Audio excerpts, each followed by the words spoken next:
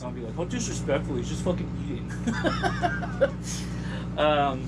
But anyway, I have Danny and Lance on with me right now. We are in the midst of getting ready for you guys to play a sold-out show here in Grand Rapids at the Elevation. I felt really bad breaking the bubble for Patrick from Ice 9 that he didn't sell out the big room. Because he went on Twitter, was like, sold out the big room here in GR, and I was like, holy shit, you guys moved the show and it already sold out? Like, that's incredible. And he goes, oh, I thought Elevation was the big room.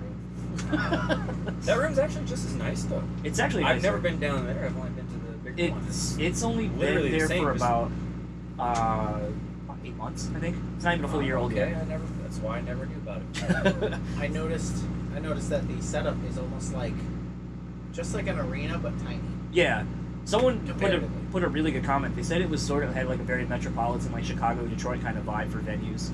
I guess I would agree with that. But you guys' newest record, The Future, has been out now for almost a year. The past. So now, damn it! Yes, I win. So now it's the past. Yes. Well, I mean, I guess that could be your follow-up EP.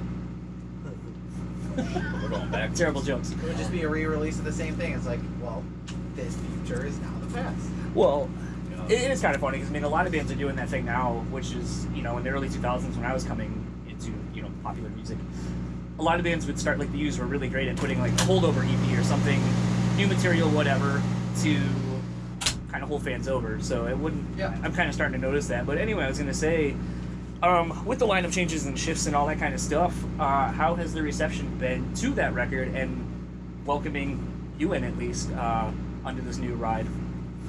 Good for the most part. Holding my hand. Get out of here. It's been pretty good for the most part. There are some people who just don't like things to change and want it to be the same way, and that's entirely up to them. Oh, Lance doesn't like me.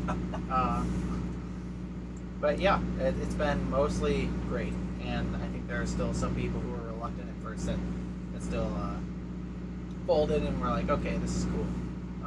So it's been really great, and we've done nothing but since we started.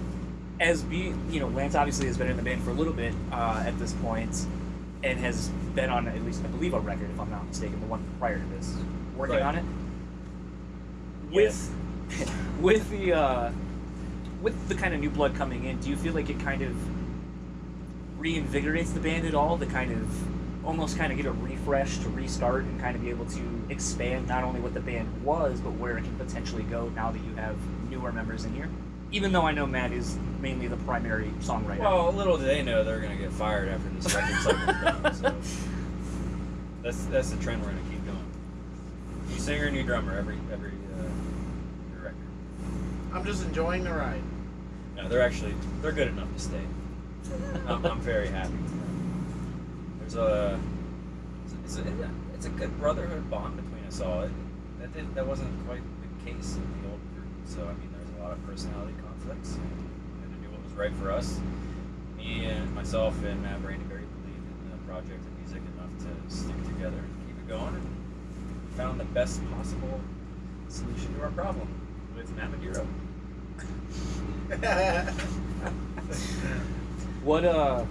What has been coming into the band been like from your perspective, you know? Everything I've been waiting for.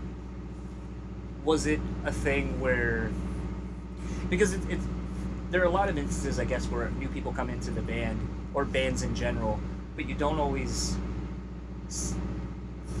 don't know how exactly I want to word this, but you don't always see everyone kind of gel. Like there's this weird, awkward phase, like where people are kind of getting used to each other in a live setting, maybe in the studio, like, you know, having, sure. You watch like the Hired Guns documentary and people are like, I didn't want to overstep boundaries. There's that feeling out process. If you have enough social ability to start with, and you just understand that this is already something that is built, that already has a process to it. So coming into it, I did try not to step on toes. I voiced my opinion where I could, and tried to help where I could, and let the other guys kind of make the big decisions, and just try to offer my advice and my thoughts on it. So yeah, we went through that stage with me joining, and then being in the studio. We were all basically contributing at that point. We gelled fast, so it worked. And And then being on stage, definitely there's a little bit of awkwardness at first. I had never performed with another vocalist on stage, so I had to get a little bit used to that. But it was just a matter of time. We just knocked it down and just kept trucking. I think I'm gonna actually just fuck off these questions since they were kind of more tailored around Matt initially. So just kind of go off the cuff. So forgive the maybe thinking on the fly here. You know, I had seen you guys on that Five Finger Death Punch tour a couple years ago, and it seems like ever since then, like, you know, you guys went from kind of being just a band I saw on bills to then kind of being a peripheral band I actually kept seeing on shows I was going to. And it felt like the ascension of the band was rather quick, and it's kind of interesting in this day and age because I grew up when nu metal was first coming around, and it was a cool thing. Then it went from being a fucking dirty word that, like, if you were into it or even liked any of those bands, it's like, this shit like, fucking... like dad rock. Yeah, well, no, dad rock would be completely... Dad rock would be like Creed, Right. which is still fine. I like that band too, from a band's perspective, but... Yeah. It's still a thing where it went through this weird transition, and then it was kind of like bands like yourselves that kind of were reintroducing the elements of what was nu metal and kind of gaining popularity with a completely younger fan base that wasn't even around for it initially. So what has that experience kind of been like to sort of be the prototypical pioneers of the resurgence of this scene? The cool thing is that I don't think there were enough bands that did it. Then or now? Then. Okay. I think, especially with mixing specifically hip hop and rock and metal, you know, they had the elements of like the kind of feel, but actually having full-fledged hip hop with full-fledged rap. There's Linkin Park, Limp Bizkit, Papa Roach. Like, not a long list. So like for us, like, we just felt like there weren't enough bands to represent that part of nu metal. So to be considered a pioneer or a re-pioneer, I think it's pretty fucking awesome. Yep. Just guessing ditto.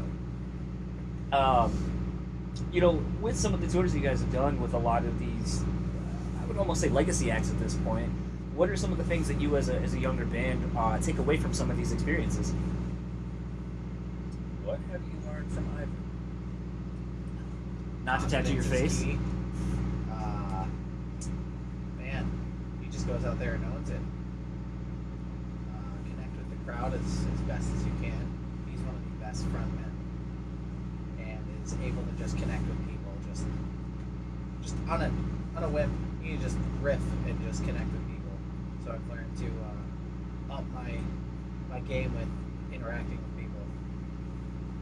I've learned from Jason Hook that I need an elevating platform and smoke. They had all the tricks. They had all the tricks. That is one of the things I think that was interesting about seeing that band, and the only time I've ever seen them, since actually they played here many years ago to like nobody, when they were not who they are now. But it's one of those things where reinvesting in a show, it seems like bands are kind of realizing that, you know, that's the thing you should do again, is putting it back into the stage show so your fans have something new to experience every time other than just the same 8 to 10 song set. That's something I learned from Avenged Sevenfold. I haven't seen them, but I heard their last stage show was just incredible. Basically, they've said it, they've stated it, and I agree with them 100% that they take as much money as they possibly can, and they just throw it into their show.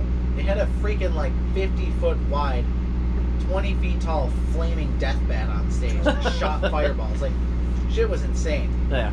And I was, when I watched them, I was standing a solid 2 football fields away, and I could feel the heat from it. It was ridiculous. And now they've got these gigantic, like, 50-foot screens that show images and, like, show the band on stage and all this stuff. Like, they just, I don't think they're ever going to stop, you know, raising the bar. And if they're not going to stop raising the bar, why the hell should anybody else?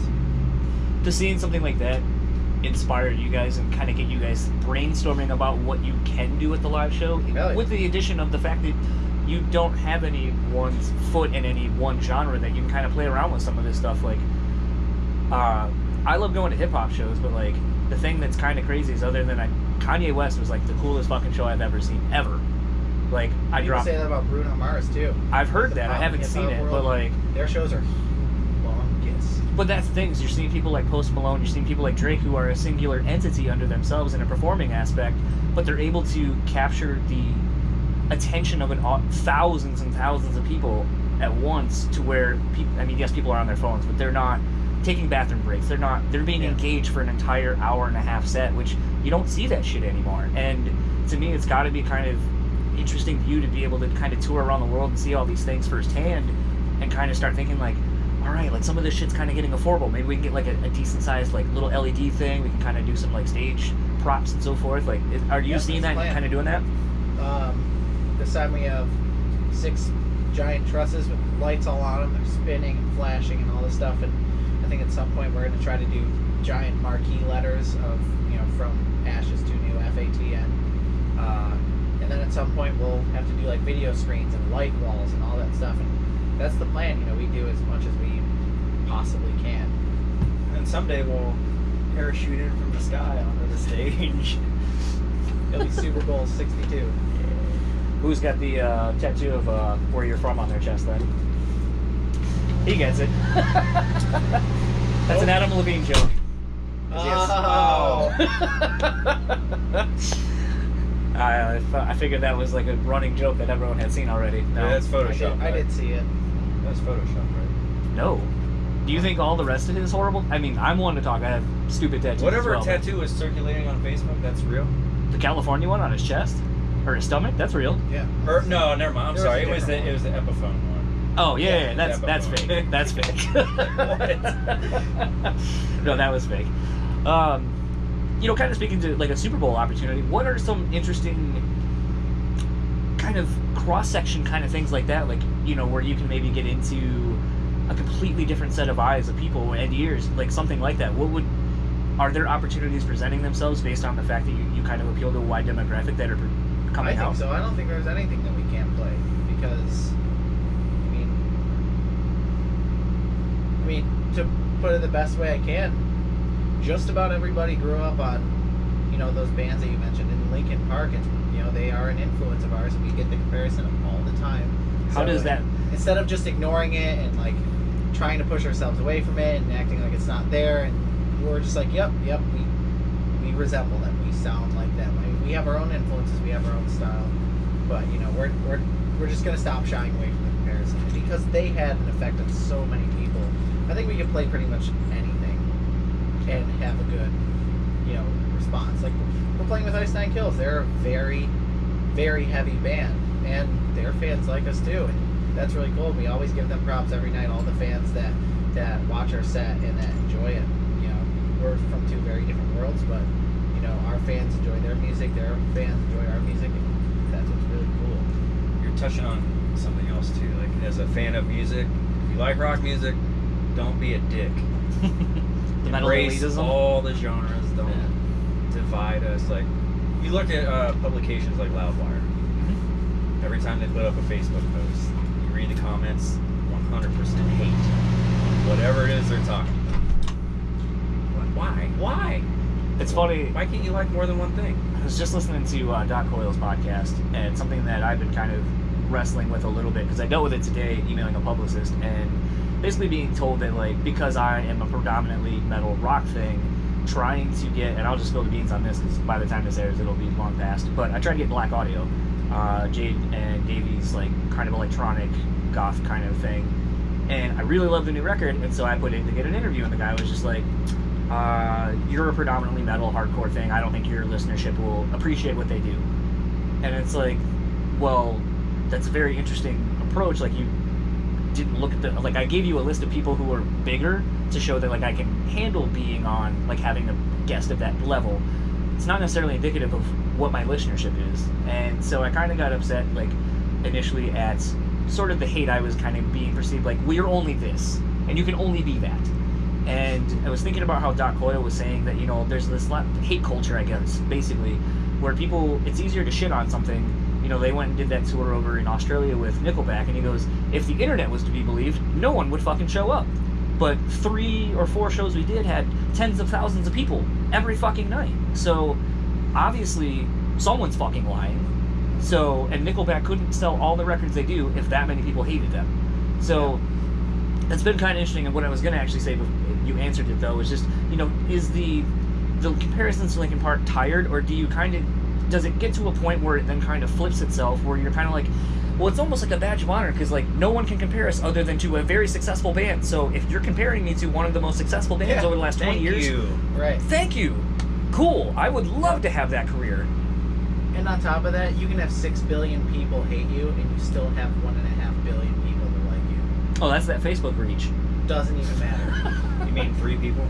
Yeah.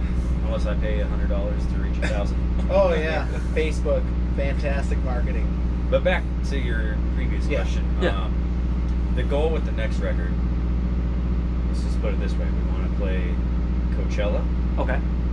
but we also want to play Rock on the Range, Sonic Temple, whatever you want to call them, all these major rock Danny Winterfest. festivals. Yeah. We want to do all the Winterfest, but be able to do something pop culture like Or Coachella, where we can go in, kick ass there. People are like, who is this? Maybe I'm into this kind of music. Sick. Bring that over, and people are still like, yeah, it's from Ashes to New. They're awesome. Whatever. With the side of like, and I keep kind of harping on this, but like I don't get to talk much about hip hop because like as much as I love it, it's not really a thing most people are into. Like, funny enough, we were here a week or so ago talking to Josh Todd from Buckcherry, and I had my CB4 shirt on, which is an old NWA parody movie. And he was like, oh, I love the shirt I have, and he unzips his hoodie, and he's like, I got a Death Row shirt on. So it's like, I know the two worlds collide more often than not. With seeing that you guys lean in that realm, have you reached out to do any remixes with anybody, like in the hip-hop world or anything like that? Like someone like a Post Malone who I know loves... We've tried, believe me. And what is... I mean, I would guess it's a financial thing, or Okay. maybe a label I mean, even thing, if I you're don't friends know. at higher levels, there's usually always like money involved. So I mean, we asked to have NF Okay. feature on the song The Future before we did the record. and that was Because before he had that we number listened to, one song. yeah, exactly. We listened to him, and Matt Brandyberry's like, this guy's gonna be the next big thing. We gotta get him now before he blows up, so we can afford it. All that stuff. I guess the label didn't want to do it. I don't know. Maybe I don't remember what management. it Maybe was. Rob didn't reach out. I have no idea what didn't happen. Right. It should have happened, and look at him now. Like, huge. So there's things beyond our control where people drop the ball. I hope we can get a feature soon. Like, we really want to do one. Would you even be willing to go the reverse and maybe do something with someone else in that world and kind of do, like a good example would be like when Ice Cube had Corn Dudes come on and record the music for us. Right. Yeah. Somebody wants to. Yep. Danny said, I don't know what I'm going to do. You can sing. I don't know. It's just kind of, I feel like there's a lot of opportunities for more, because in the hip hop world there's a lot of cross promoting. People working That's why together, they're that and exactly that's why that scene is huge. And people are like, "Oh, they're the new rock stars." It's like because they're willing to build each other up, not look at each other as competition. I don't think, yeah. Those guys. But it seemed like with you guys kind There's of a guy in the crowd last night looking at us. the Impress Me Bro, as Jamie Johnson likes to call him. The what? The Impress Me Bro. Oh. Yeah. Yeah. Kind of. I think I only have you for another couple minutes, so sort of in kind of closing. This tour is doing really well, right out the gates. It looks like from the numbers I was kind of seeing on everything, it's probably going to be probably a 90% at least sold out across the entire tour. Then you guys start the Falling in Reverse tour, like this package gets picked up and put into that. It seems like this, I was kind of hinting at this earlier, that the success kind of has just been really streamlined and going. In today's age where so many fans are fickle in their attention span, Yes. how is it for you to how important is it to get on really, really big package tours like this and having the numbers prove that there's something there for you guys as fans from the business perspective, I guess? It's everything, because how this band continues is by touring, retaining new fans, keeping the old fans interested in wanting to come out. That's what fuels everything. So to be on this tour and having it sell well is going to help us being on the next tour and being in front of more new faces, and that selling well, because I'm pretty sure that some of those venues are a little bit small for the package that it is. Yeah. It's for Falling in Reverse, Ice Nine Kills, us, New Year's Day, and they're like 1,500 cap venues. Like, I'm pretty sure Falling in Reverse by themselves draws like 1,000 or 1,200. They sold out the main room, and I know that's a 1,800, yeah, exactly. So to be on those 2 tours in a row, coming off of an arena tour and doing well there, it's just going to continue to bump us up higher and higher. And that is what's going to keep everything going and everything moving and allow us to grow and to continue and to reach those higher levels. You know, you had kind of alluded to the fact of when you start writing the next record. With some bands I've seen where they, you know, they just write all the time, you know, constantly writing, laptops, so on and so forth. It's easy to do. Are you guys already writing for a new record to just kind of keep the momentum rolling from this record and the success of Crazy and so forth? We started last night, actually. Yeah. What is a genre that you haven't touched on that you maybe would like to on this one? Thrash polka. What do you think, mean the Mr. tattoo Drummer Boy? I don't know. Hey, hang on a second. This is what success looks like. Yeah, $20. Per Oh, you diems. guys gotta Woo! personally for myself, this is Matty the drummer, by the way. I would say like an alternative kind of pop element, stuff that you hear in like Imagine Dragons or It's more rhythmically Pilots, based. yeah, with like a hip hop element to it, which is what we already have, but something along there. Kind of a taste of what Bring Me's doing, but they do it in a more rock way. Okay. Does seeing what Bring Me has done inspire you really just to kind of go all out in whatever area you want to? Yeah, we want to experiment. We want to we don't want to box ourselves into one certain type. I'll lose my fucking mind if we did that. And what outside of the Falling in Reverse tour I just brought up, what does the rest of 2019 have for you guys? So far, we have a few festivals this summer. And a tour that we can't say. Headline or The supporter? band that we can't say. Well, I didn't Do I actually say even know band, what I it just is? said supporter headline. And a supporter headline that we can't say. Okay. Are you Mystery everywhere. Huh? Do we have? Yep. It's right around the festivals, remember? No. It's like... Probably one of those runs where you're with a band that's hitting all the festivals. And Well, it's just I'm a gonna tour. find out when you find out. 'Cause I have no There clue. you go.